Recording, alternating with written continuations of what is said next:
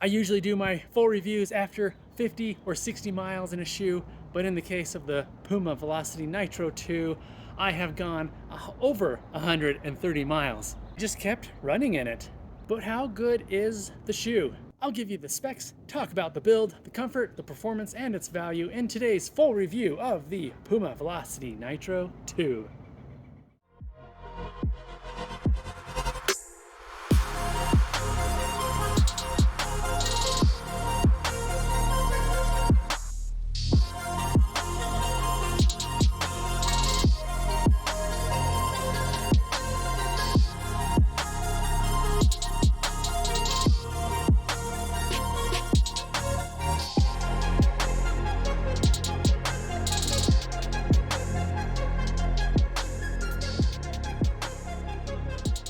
Here we are, watching Chad in his natural habitat.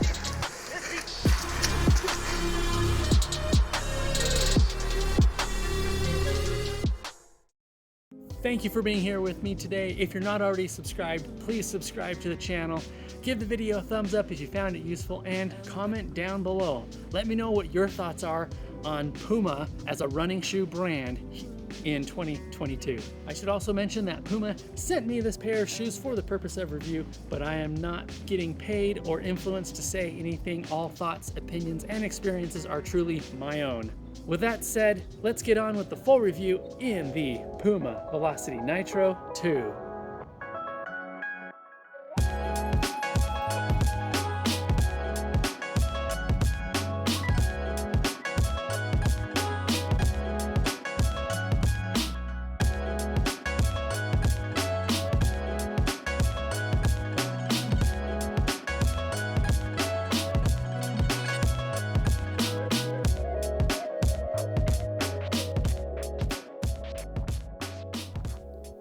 I'll share some key points and overall great things about this shoe with you today. I'll break down the review into 5 parts: the specs, build, comfort, performance, and lastly, its value. Puma states, and I quote, "Velocity Nitro 2 is a lightweight and sleek update to the Run PUMA roster. Featuring nitro foam for exceptional responsiveness and ultimate cushioning, this upgrade to the original is a well-fitting and durable shoe for a smooth ride. Built for comfort at whatever speed, this running shoe also provides enhanced visibility through reflective accents so you can hit your stride on your time." End quote.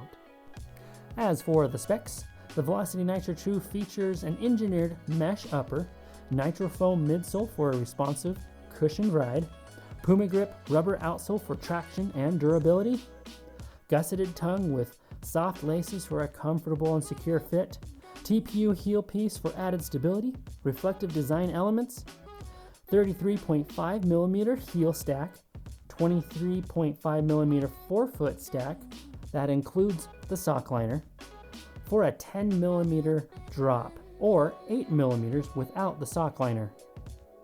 249 grams or 8.8 ounces in a men's standard size, and 207 grams, 7.3 ounces in a women's standard size, all packaged up nicely at $120 US MSRP dollars.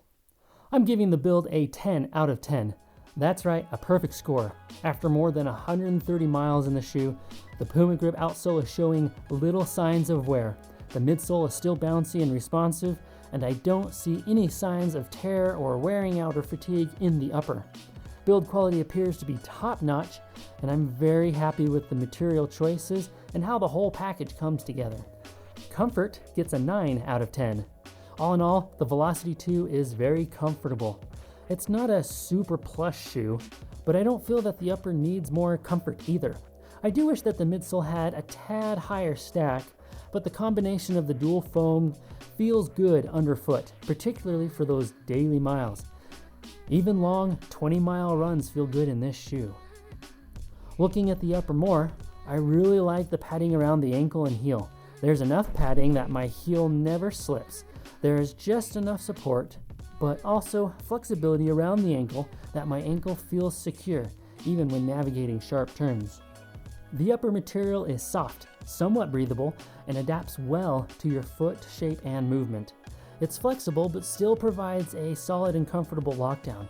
That comfortable lockdown feel is in part due to the soft laces that have a slight hint of forgiveness to them, but also due to the tongue materials used and the fact that the tongue is fully gusseted. That means that the tongue will stay in place right where it needs to be. The laces feel evenly tight across the top of my foot, and the tongue is lightly padded, keeping things light and comfortable with no pinching anywhere. The tongue is also an appropriate length, not too long, not too short, and I never felt it rub or dig into my foot, even while wearing no-show socks on a long 20-mile run. The Velocity 2 fits perfectly true to size. Length of the shoe is perfect, and it's comfortable for my average to narrow feet, giving me just enough room in the toe box that my toes could move about as needed, but there wasn't excess material either. Moving on to the performance of the shoe, I give it an 8 out of 10 score. A solid score that is still above average in my book. The outsole grips well in all road conditions. The midsole feels good underfoot at all speeds. That supercritical foam is very nice and responsive, and the more traditional foam under that provides some stability and added density to the cushioning. The white foam feels more like Salomon's Sonic range of midsoles, or even maybe New Balance Propel V2 or Nike Pegasus React foam. While the supercritical foam is lightweight and bouncy, adding to the underfoot pop that this shoe gives when you start to pick up the pace a bit. That said, I feel that the running performance of the Velocity 2 is best suited for those daily miles. That includes slow, easy pacing, long double-digit efforts, and when ascending and descending hills. The shoeing feels good when you get into the 6-minute pace and never feels heavy underfoot. It starts to feel flat at the fastest of paces, and I feel that one major thing holding this shoe back from being an even better shoe is the lack of a rocker shape underfoot. So to recap that a bit, it excels in those daily miles, but isn't going to be my tempo shoe or speed shoe of choice, and that's okay. Most of my miles are casual in nature, making the Puma Velocity NITRO 2 my go-to shoe. And if I want to pick up the pace just a little bit, I can certainly do that too, successfully in this shoe, no problem. Though, again, wouldn't necessarily choose this shoe for a long tempo run. I wanted to put the shoe on my foot for most of my runs, and when I did, I simply enjoyed every mile. Value gets a 9 out of 10. At $120, you're getting a great shoe at a fair price.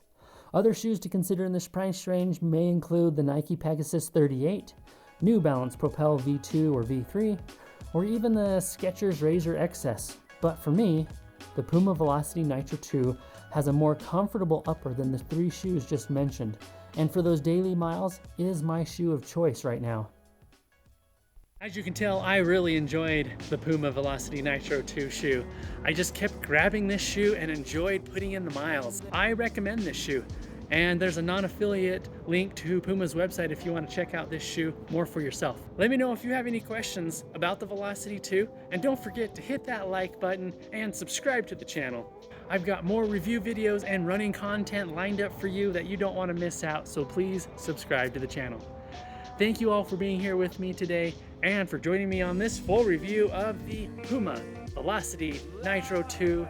And as we always leave off these videos, be consistent, express gratitude, and enjoy every mile. I will see you on the next one. Bye now.